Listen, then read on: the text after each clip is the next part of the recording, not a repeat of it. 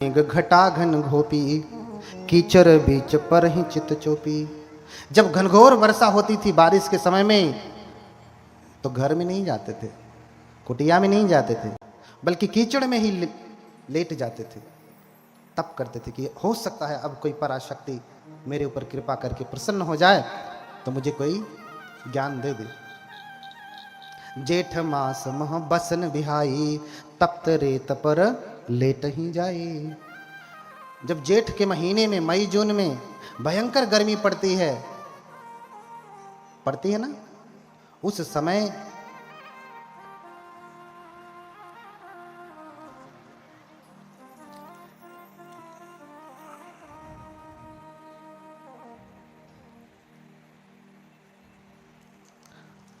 तो जब गर्मी का समय था, भयंकर गर्मी,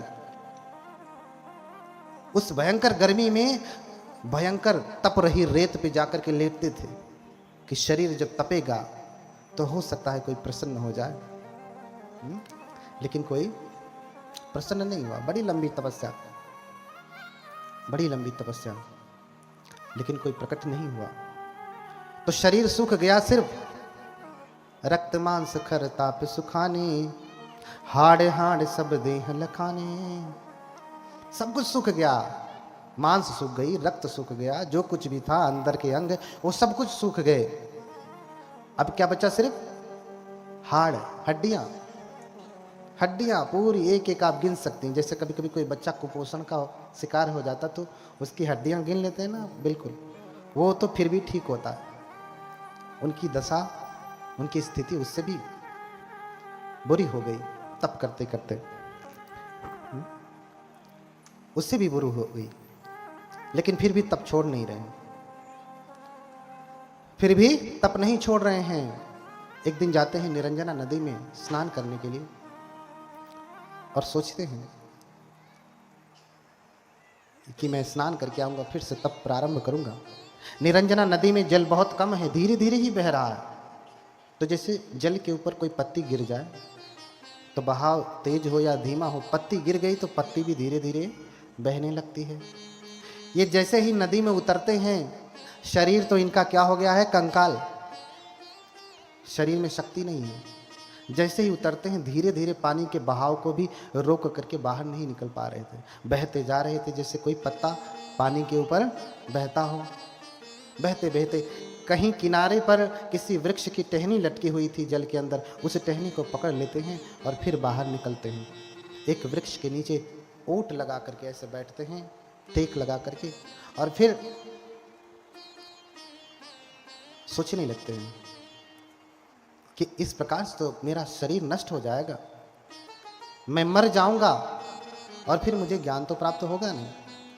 उसी समय सुजाता नाम की एक ग्वाला की लड़की है, आज की भाषा में कहे तो जो यादव वर्ग है ना, ग्वाला है, जो ग्वाला की लड़की है, उसने मनौती मांगी थी। जिस पेड़ के नीचे वो बैठे हैं उसी पेड़ के नीचे मनौती मांगी थी कि विवाह के बाद पहली बार में अगर मुझे बेटा पैदा हुआ तो मैं सोने के कटोरे में खीर चढ़ाऊंगी। हे वृक्ष देवता, मेरी मनोकामना पूरी करें। संयोग रहा, मनौती पूरी हुई और अपनी दासी को भेजती कि जा देख, जिस पेड़ के नीचे मैंने मनौती मांगा था वो पेड़ है कि नहीं, अगर है तो साफ सुथरा कर देना, आज मैं खीर चढ़ाऊंगी। दासी जाती है और जाके देखती है कि स्वयं वृक्ष के देवता बैठे हुए हैं। कौन? सिद्धार्थ। अभी नदी से बाहर निकल के आए हैं, टेक लगा के बैठे हैं। दासी आकर के देखती है, वो सोचती है कि वृक्ष के देवता हैं और भागी भागी जाके कहती है कि मालकिन देवी, स्वयं वृक्ष के देवता प्रकट हुए हैं, आपकी कामना पूरी हुई, आशीर्वाद देने के लिए। सुजाता ने खीर बनाया। खीर कैसे बनाया? आप कैसे खीर बनाती हैं? पुरुष भी बनाते होंगे, ज्यादातर माताएं ही खिलाते पिलाते हैं। आपका शरीर जो इतना हट्टा कट्टा है, माताओं की देन है। गर्भ से लेके गर्भ के बाहर आने तक ये स्वस्थ शरीर किसकी देन है? माताओं की देन है। अब पुरुष वर्ग भी थोड़ा सहायता करने लगे हैं, थोड़ा, वो भी धमकी देने के बाद।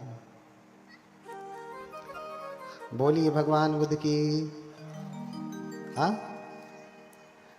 कैसे खीर बनाती हैं सुजाता ने, कैसे खीर बनाया। वर्णन मिलता है कि सुजाता चूंकि ग्वाले की लड़की है, बहुत गौएं हैं, 1000 गौओं का दूध निकाल करके 500 गौओं को पिलाती है। गाय का दूध जब खराब होने लगता है तो लोग गाय को ही पिला देते हैं, भैंस का भैंस को ही पिला देते हैं। जब ज्यादा हो जाता तो क्या करें, पहले कोई बेचा नहीं जाता। 500 का निकाल करके 250 को पिलाती है। इसका दूध खराब नहीं हो रहा है, लेकिन खीर बनाना है इसको। फिर 250 का दूध निकाल के 100 को पिलाती है, 100 को फिर 50, 50 से फिर 25, 25 का निकाल करके 16, 16 से फिर 8 गौओं का बचा हुआ दूध निकाल करके वो खीर बनाती है। खीर बनाती है, उसमें चावल नहीं डालती। आज की भाषा में कहें तो खोआ हो गया। वो दूध जलाएंगे तो क्या बनेगा, खोआ। उसमें चावल नहीं पड़ा है, हम चावल डाल के खीर पकाते हैं। दूध पकाया और इतना पकाया कि खीर हो गई, खीर जैसा हो गया, है ना। और 1 कटोरा खीर, 1000 गौओं के दूध की खीर पका करके वो बोधिसत्व को चढ़ाने के लिए जाती है। लेकिन इनका शरीर इतना दुर्बल हो गया कि तो आती है, लेकिन बोधिसत्व टेक लगा के बैठे हैं, सिद्धार्थ टेक लगा के बैठे हैं, उनको प्रणाम करती है और कटोरा थमाने लगती, लेकिन शरीर में शक्ति नहीं है। तो हाथ तो कांपते कांपते आगे करते हैं, लेकिन कटोरा जैसे ही पकड़ते हैं हाथ कहाँ चला जाता, नीचे चला जाता, क्योंकि शरीर में शक्ति नहीं है। तो सुजाता भी धीरे से सामने कटोरा खीर से भरा हुआ रख देती और फिर प्रणाम करती। कनक कटोरही हाथ गहाई, सो सब गात गई मुस्काई। प्रसन्न होकर के उसने कटोरे को दे करके, दान करके प्रसन्न होकर के जाती है। अब बोधिसत्व तो सोचने लगते हैं कि इस प्रकार से तो मेरा शरीर ही नष्ट हो जाएगा, ऐसे तब करूंगा तो शरीर नष्ट हो जाएगा, फिर मुझे ज्ञान प्राप्त नहीं होगा। अच्छा हो कि मैं मध्यम मार्ग अपनाऊं, मध्यम मार्ग अपनाऊं, मैं ज्यादा भोजन न करूं, ज्यादा त्यागू नहीं। तो उस दिए हुए खीर को 49 कबल बनाते हैं। 49 कितना, 49 कबल निवाला, चूंकि सूखा है ना। अब दूध पकाने के बाद सूख गया, खोआ हो गया या खोया हो गया, जो भी आप कहते हैं, उसको 49 कबल बनाते हैं। क्योंकि हम लोगों में जब भोजन किया जाता तो नियम है कि कबल बना के, यानी ज़्यादा इधर उधर गिरे ना, ऐसा खाना खाना। हाँ, काट करके, जैसे कभी कभी होता ना, लोग निवाला बनाते हैं, आधा काटे और आधा खाए, ऐसा नियम नहीं है भिक्षुओं के लिए। न कबलावत छेदकं भुंजी सामिति सिखा करनी। कबल को काट करके नहीं खाऊंगा, छोटा ही बनाया, पूरा खाना है, काट के नहीं खाना कि दाल चावल लपेटा रोटी से आधा काटा, ये कौन सा खाना। हाँ, न सिद्धाव कारकम, न जिह्वा निच्छारकम, न औगुंड कारकम, न औमोदित कारकम, न सिद्धाव कारकम। ये सब नियम बताया कि ना गाल फुला करके, ना चपर करके, ना चपचप कार्यक्रम भुंजी सामिति सिखा करने, चप चप चप चप करके नहीं खाऊंगा। गाल फुला करके अवगुंड कार्यक्रम, मुंह फुला करके ऐसे करके भी नहीं खाऊंगा। ये बौद्धों का नियम है, और आज ये मॉडर्न एटिकेट मैनर में शामिल हो गया। ठीक है। समसूप व्यंजनम भुंजी सामिति सिक्का करनी, सपदान सूपम भुंजी सामिति सिक्का करनी, है ना। सक्कचन पिंड पातन भुंजी सामिति सिक्का करनी। हाँ, सत्कार पूर्वक भोजन लूंगा, समान रूप से लूंगा, न इतना उसमें दाल डाल दूंगा कि गीला हो जाए, दाल छर्रा भात भर्रा हो जाए, उतना ही डालूंगा कि चावल बंध जाए और खाना है। काट के नहीं खाऊंगा, चप चप करके नहीं खाऊंगा, गाल फुला के नहीं खाऊंगा, और न हथ ने लेह कंग बुंजी सामिति सिक्खा करनी, हाथ चाट के भी नहीं खाऊंगा, उंगलियां चाट के नहीं खाऊंगा, न पत्तनी लेह कंग बुंजी सामिति, पात्र को चाट करके, थाली को कुछ लोग खाते तो पात्र को चाट के भी नहीं खाऊंगा। चट्टन नहीं होना है, चाट करके खाना नहीं है। बहुत सारे नियम है, 75 प्रकार के खाने के नियम है, सेखियां हैं। उसके बाद तो और भी भिक्षुओं के बहुत सारे नियम। इसलिए 49 कबल बनाया। कबल कबली का आहार है ना, मैंने 4 आहार बताया, ये पहला आहार। 49 कबल बनाया और खा जाते हैं। अब फिर वही उनकी 49 दिन का भोजन होता है। 7 सत्ते 49, 7 सप्ताह का भोजन होता है। वही भोजन कर लेते हैं। जैसे ही भोजन करते हैं, भोजन करने के बाद शरीर में थोड़ी शक्ति आती है। कटोरा लेकर के निरंजना के किनारे फिर जाते हैं और कटोरा ऐसे ही फेंकते हैं। कहते हैं मुझे ज्ञान प्राप्त होने वाला है। हाँ, यदि मैं बोधि परिवर्तित पत्तम, यदि मुझे बोधि प्राप्त होने वाली है तो ये परिवर्तित हो जाए पात्र, अर्थात धारा के विपरीत दिशा में जाए। धारा इधर बह रही है तो पात्र किधर जाए? इधर जाए। और कहते हैं वहां से 7 कदम आगे गया और जा करके वहीं पात्र डूब गया नदी में। आगे गया, धारा के विपरीत दिशा में गया। क्यों? क्योंकि उन्हें बोधि प्राप्त होने वाली थी। और फिर सिद्धार्थ आ जाते हैं और फिर वृक्ष के नीचे, उसी पीपल के वृक्ष के नीचे, अभी बरगद के थे, अब पीपल के वृक्ष के नीचे आ जाते हैं और आसन लगा करके बैठना चाहते हैं कि अब मैं तप करूंगा। भोजन कर लिया हूं, शरीर में शक्ति आ गई। तो विचार करते हैं कि पूर्व के बुद्ध किस दिशा में मुख करके बैठते हैं। तो विचार किया तो पाया कि पूर्व दिशा में पूर्वाभिमुख होकर के सभी बुद्ध। ये आवाज़ थोड़ी साफ नहीं लग रही है, भारी भारी सी लग रही है, भाएं भाएं कर रही है। इसको बोलो ठीक करे। पर इसको समझ में नहीं आता क्या? 3 दिन से कर रहा है। हाँ,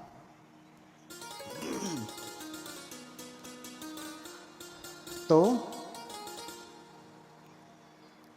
पूर्व की तरफ मुख करके बैठते हैं। पूर्व की तरफ मुख करके बैठते हैं तप करने के लिए। और फिर प्रण करते हैं। आप भी प्रण करिएगा। सिद्धार्थ ने जो प्रण किया सो प्रण करिएगा। अगर आपको ज्ञान प्राप्त करना है, बोधि प्राप्त करना है, तो कोई दाल चावल या खिचड़ी थोड़ी नहीं है, ऐसे रख दिया, सीटी मारा, उतारा, खा लिया, बुद्ध हो गए, ऐसा तो नहीं है। इतना आसान होता तो कब का हो जाते। सिर्फ किताब पढ़ लेते तो बुद्ध हो जाते, ऐसा तो नहीं होता। कोई बुद्ध किताब पढ़ के थोड़ी ना होता, ग्रंथ पढ़ के थोड़ी ना होता, जब तक तप न हो। और जब बैठते हैं तो प्रण करते हैं, इहि आसने शुष्यत्यु में शरीरम। क्या प्रण करते हैं? इहि आसने शुष्यतु में शरीरम त्वगस्थि मनसं विलयं च यातु अप्राप्य बोधिं बहुकल्प दुर्लभा। क्या कहते हैं? इहि आसने शुष्यतु में शरीरम। इस आसन पे बैठ करके जो मैं तप करने जा रहा हूं, चाहे मेरा शरीर सूख क्यों ना जाए, चाहे मेरा शरीर सूख क्यों ना जाए, हड्डियां हड्डियां क्यों ना बचे, चाहे मैं मर क्यों ना जाऊं, इहि आसने शुष्यतु में शरीरम त्वगस्थि मनसं विलयं च यातु। त्वचा, अस्थियां, मज्जा, ये सब कुछ विलय को प्राप्त हो जाए, नष्ट क्यों ना हो जाए। अप्राप्य बोधिं बहुकल्प दुर्लभा न ह्यासनाद गात्रमिदं चलिष्यति। जो बोधि बहुत कल्पों तक के लिए दुर्लभ होती है। मैंने कल्प बताया था ना उस दिन, कितना लंबा होता है? कितना लंबा? बहुत लंबा बताया था। पर्वत की चोटी वाला बड़ा वाला डब्बा, याद आया कुछ? किसी को याद आया? सुन सुन करके इधर से आगे पाठ पीछे सपाट, बहुत लंबा बताया था ना, बहुत लंबा, वर्षों से गिना नहीं जा सकता। अप्राप्य बोधिं बहुकल्प दुर्लभा न ह्यासनात् गात्रमिदं चलिष्यति। जब तक मुझे वो बोधि प्राप्त न हो जाए, जो कल्पों तक में भी दुर्लभ है, प्राप्त करना आसान नहीं, तब तक मेरा यह शरीर हिलेगा भी नहीं। न ह्यासनात् गात्रमिदं चलिष्यति, मेरा शरीर हिलेगा भी नहीं। 6 साल तक किए और उनका शरीर हिला भी नहीं है। हाँ, अब आप देखिए, आप कितना देर तक हिलते नहीं हैं। मैं भी हूं यहीं पे, हाथ हिलेगा, हाथ वाथ हिलाइए। सारा काम तो यहां से नीचे का है। बैठिए, आप सभी लोग बैठिए, देखता हूं कि कितनी देर तक बिना हिले हुए बैठते हैं। जितना आप कर ले जाएंगे उतना आपका तप पूरा हुआ, उतना माइनस हो जाएगा आपके तप में से। उतना माइनस कर दिया जाएगा, कम कर दिया जाएगा, इतना ही करना बचा तब। तो प्रण किया कि इस स्थान पर बैठे बैठे सूख क्यों न जाए शरीर, मैं मर क्यों न जाऊं, लेकिन बिना दुर्लभ बोधि को प्राप्त किए हुए मेरा शरीर हिलेगा भी नहीं। और फिर तप में लीन हो जाते। तप में लीन होते तो जब लंबे शरीर का व्यक्ति भोजन छोड़ देता है तो कंकाल भी कैसा लगता है, लंबा लंबा। हम बैठे हैं पूरे। और दूसरा, जब अधिक दिनों तक भोजन न करिए, अभी आप रात भर भोजन न करिए तो सुबह में भोजन करेंगे, पूरा 24 घंटे भोजन न करिए, तो फिर जब भोजन करेंगे तो शरीर में कोई संवेदना होती है?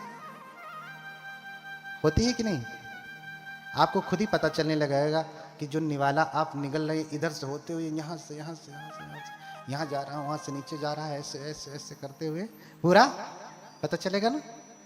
और जिसने वर्षों से भोजन त्यागा है वो जब भोजन करेगा तो क्या होगा, पूरा पता चल जाएगा, एकदम लगेगा कि रखा है, पूरी संवेदना पूरी पता चलेगी, पूरी संवेदना पता चलेगी। हुआ ही ऐसे, साधना करने के लिए बैठे तो कुछ साधना अलग से समझ में नहीं आई, लेकिन भोजन किया है इतने दिनों के बाद तो शरीर उनका खुद ही संवेदना देने लगा, बताने लगा कि तुम्हारे शरीर में विशेष प्रकार की संवेदनाएं हो रही हैं। और फिर उन्हीं संवेदनाओं को देखते देखते विपश्यना में चले गए। हाँ, उन्हीं संवेदनाओं को देखते देखते विपश्यना में चले गए। विपश्यना बौद्धों की बहुत महत्वपूर्ण साधना है, उसी के द्वारा ही मुक्ति होती है। भगवान ने 40 प्रकार की साधना बताई है, उसमें से एक साधना विपश्यना ही है। 40 में से कोई एक आपने कर लिया तो आपको मुक्ति है। इस समय बहुत प्रचलित साधना विपश्यना है, बहुत प्रचलित साधना विपश्यना है। अब संवेदनाओं को देखते देखते देखते देखते 7 सप्ताह में उनको ज्ञान प्राप्त हो गया, बुद्ध हो गए। बुद्ध हो गए तो उनको 3 विद्याएं प्राप्त हुई। कौन कौन सी विद्या? आसवक्खय, पुब्बे निवासानुसति, चतुप्पपाद ज्ञान। अर्थात क्या कर्म करने से व्यक्ति क्या जन्म पाता है, किन कर्मों की वजह से व्यक्ति क्या दुख पा रहा है, उसका ज्ञान प्राप्त होता है। और पिछला क्या जन्म था उसे भी व्यक्ति देख पाता है।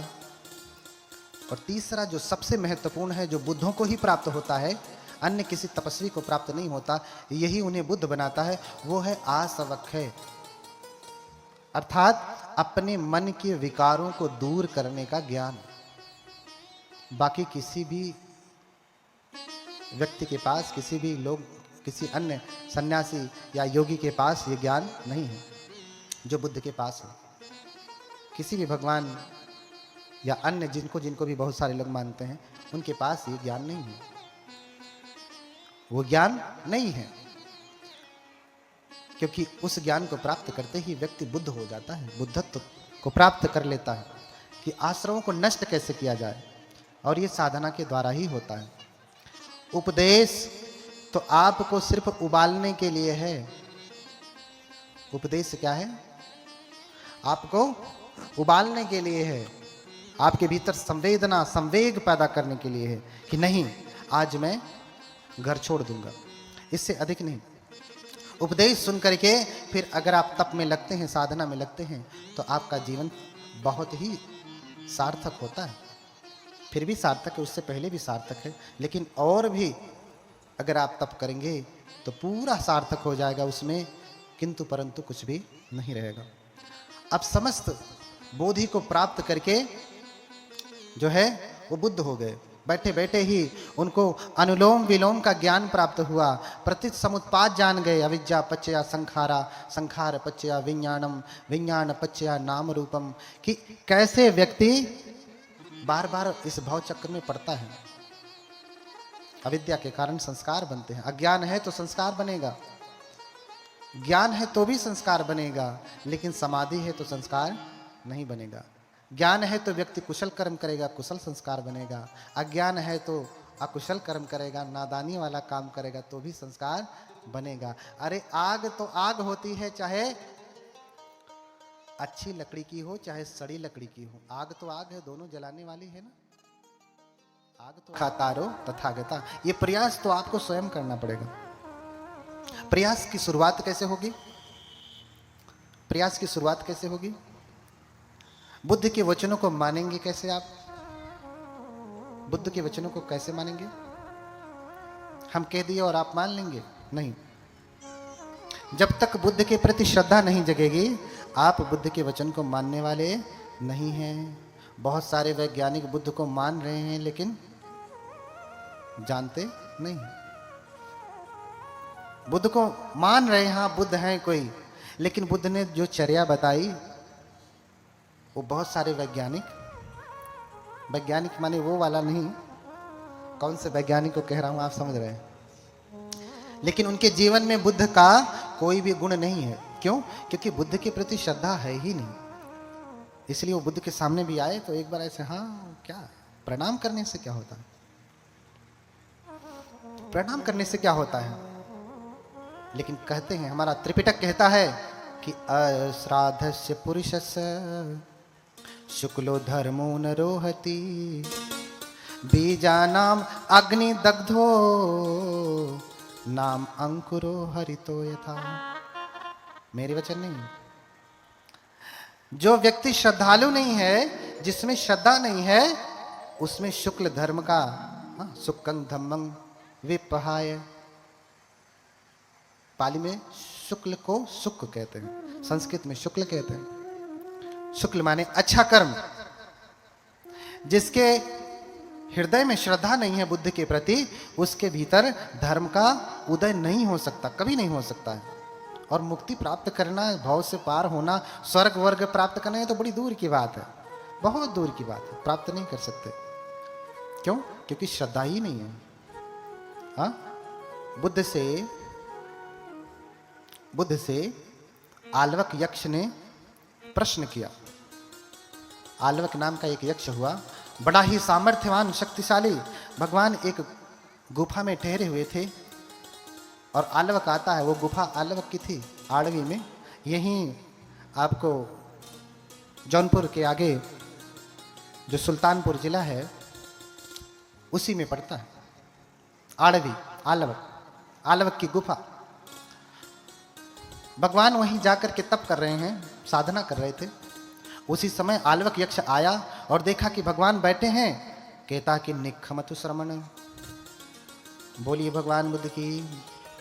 क्या कहता? निखमतु श्रमण। श्रमण बाहर निकल। बुद्ध भी क्या है? श्रमण है। भगवान बाहर निकल गए। फिर भविष्यतु श्रमण। श्रमण अंदर जाओ। भगवान अंदर चले गए। फिर कहता है निखमतु श्रमण। श्रमण बाहर निकलो।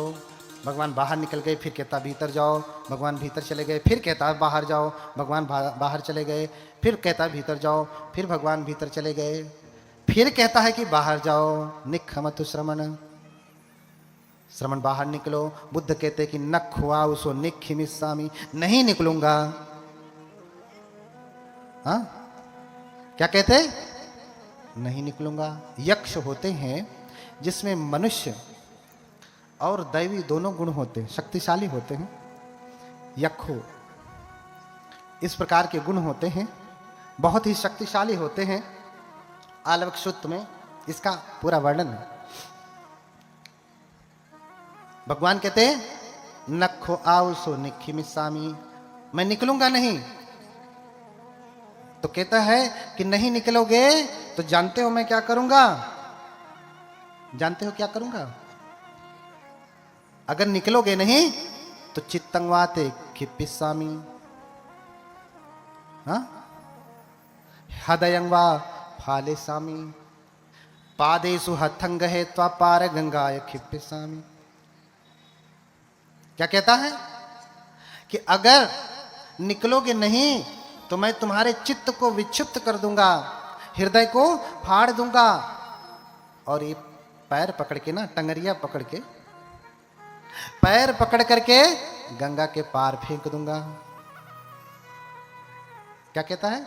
अगर बाहर नहीं निकले तो तुम्हारे चित्त को विक्षिप्त कर दूंगा, पागल कर दूंगा, हृदय को, दिल को फाड़ दूंगा और पैर पकड़ करके गंगा के पार फेंक दूंगा, जैसे कोई गेंद फेंकता है। हा? निकल जा बाहर। बुद्ध मुस्कुराते हैं और फिर कहते हैं, न ख्वाउ सुपस्सामी सदैव के लोके समारे के सब्रह्म के सत्समण ब्राह्मणिया पजाए सदैव मनुष्याय। अरे आउस, मैं किसी ऐसे व्यक्ति को नहीं देखता, इस लोक की तो बात छोड़ो, सदैव के देवलोक में भी, समार के मारलोक में भी, सब ब्रह्म के ब्रह्मलोक में भी सत्समण ब्राह्मणिया पजाए, किसी श्रमण और ब्राह्मण को भी ऐसा नहीं देखता। यो मंग चित्तं खिपेय, जो मेरे चित्त को पागल कर दे, हृदयं वा फाड़ेय, हृदय को फाड़ दे, पादे सुहत्थं गहेत्वा पार गंगाय खिपेय, और पैर को हाथ से पकड़ करके गंगा के पार फेंक दे। मैं किसी ऐसे व्यक्ति को नहीं देखता। तू क्या फेंकेगा? हाँ, तू क्या फेंकेगा? तेरा क्या सामर्थ्य? तू तो ना देव है, ना ब्रह्म है, ना महाब्रह्मा है, न कोई योगी श्रमण है, न कोई योगी ब्राह्मण, या ब्राह्मण अर्थात ज्ञानी। तू क्या मुझे फेंकेगा? लेकिन अपितंग आउस पुछ यदा कंक सीधी। हाँ, लेकिन तेरे ऊपर कृपा है, तुझे जो पूछना है पूछ, तुझे जो पूछना है पूछ, तुझे जो पूछना है पूछ। चित्त उत्त नहीं फाड़ सकता। तू मुझे क्यों बाहर निकालना चाहता, क्यों बाहर अंदर करना चाहता? तुझे जो पूछना है सीधे सीधे पूछ, बाहर भीतर क्या लगाया है? तो फिर घबरा जाता है कि भगवान तो सही में सामर्थ्यवान है। मैं तो धमका रहा था कि हो सकता है डर के मारे हमारी धाक, कभी कभी कुछ होता, होते कुछ नहीं, अंदर से पों होते हैं और खूब धाक दिखाते हैं। जानते हो मैं कौन हूं? अब भैया वो जानता तो आपको कहना पड़ता कि जानते हो मैं कौन हूं। इसी से पता चल रहा है तुम हो कौन। कुछ भी नहीं हो, कहीं राष्ट्रपति थोड़ी नहीं हो, प्रधानमंत्री थोड़ी नहीं, मुख्यमंत्री थोड़ी नहीं। हाँ, तो लोग धमकी देते, नहीं जानते तुम मैं कौन हूं। अरे भैया जानता तो कहता क्यों? बड़ा मूर्ख आदमी है। हाँ? तो ऐसे धमका रहा था कि हो सकता है कि श्रमण गौतम डर जाए, भगवान डर जाए। लेकिन खुद ही डर जाता है जब डांटते हैं भगवान। जानता है कि मैं श्रमण गौतम से किसी भी प्रकार से लड़ नहीं पाऊंगा, इसलिए प्रश्न पूछता है कि ठीक है मैं प्रश्न पूछता हूं, उसका उत्तर दो। अगर तुम सही में श्रमण हो, भगवान हो, बुद्ध हो, तो मुझे इसका सही उत्तर दो।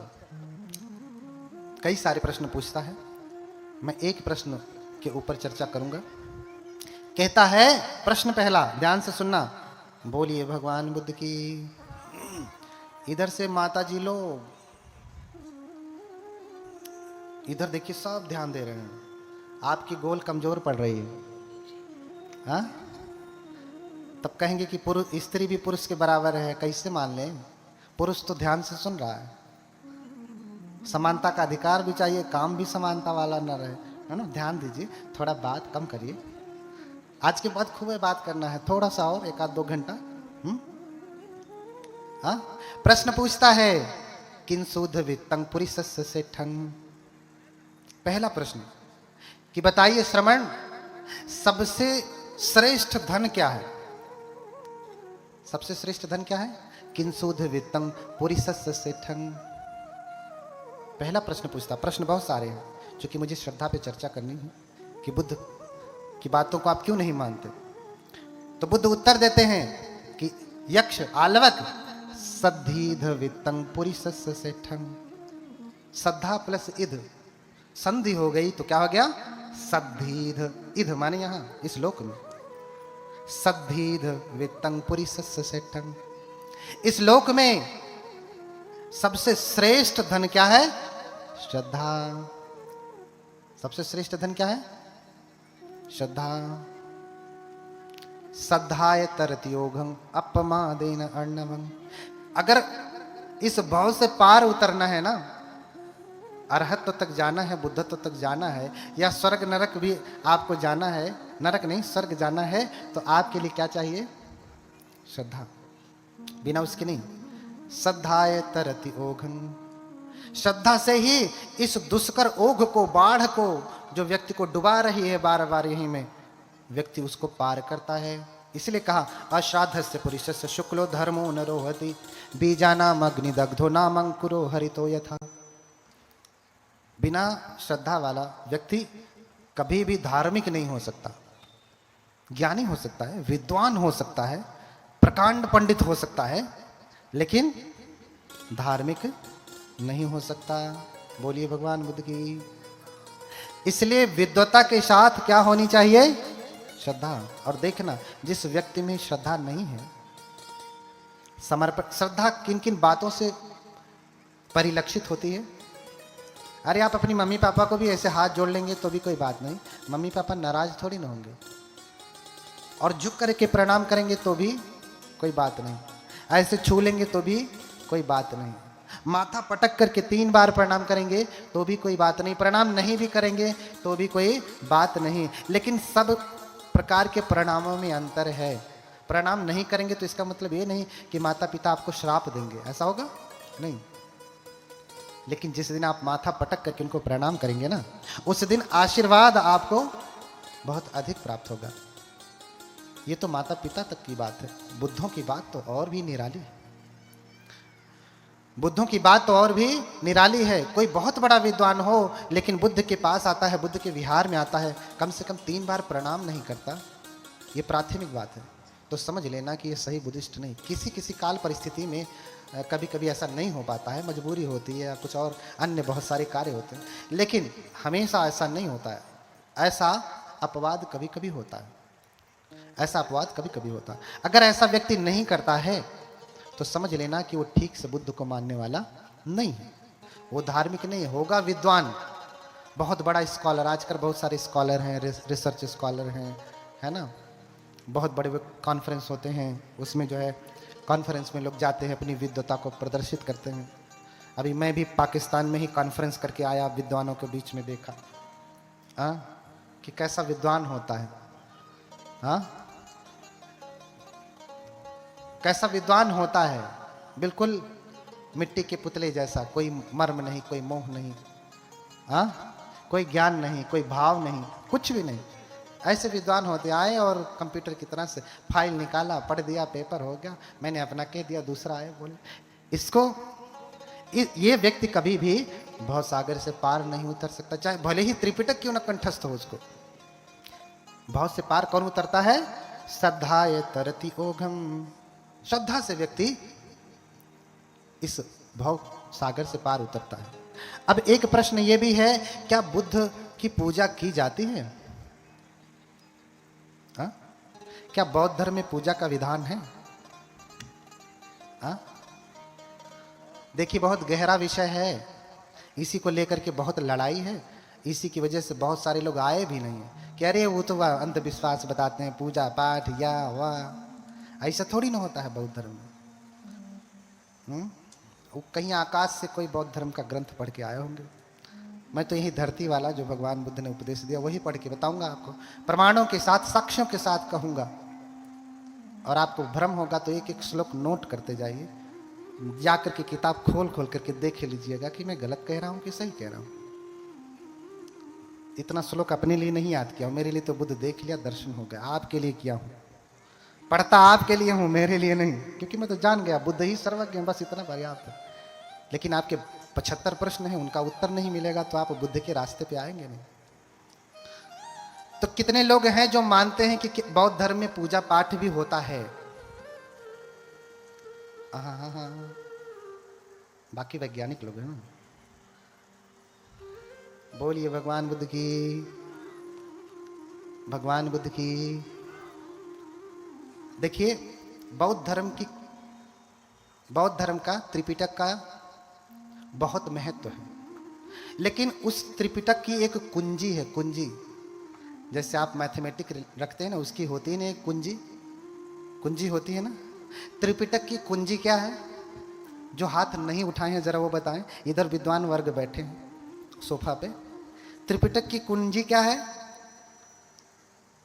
त्रिपिटक की कुंजी है मिलिंद प्रश्न। उसे त्रिपिटक की कुंजी कहा। क्या कहा? त्रिपिटक की कुंजी कहा। अर्थात त्रिपिटक आपने पूरा पढ़ लिया, बिना पढ़े मिलिंद प्रश्न के सारे जो है उदाहरण तक आपको सही से नहीं समझ में आएंगे, लेकिन त्रिपिटक पढ़ा है तब समझ में आएगा कि कुंजी में क्या दिया गया है। समझ रहे हैं ना? त्रिपिटक की कुंजी है मिलिंद प्रश्न, उसे पाली में मिलिंद पन्नो कहते हैं। मिलिंद प्रश्न में ऐसे ही राजा मिलिंद बनते नागसेन से प्रश्न करते हैं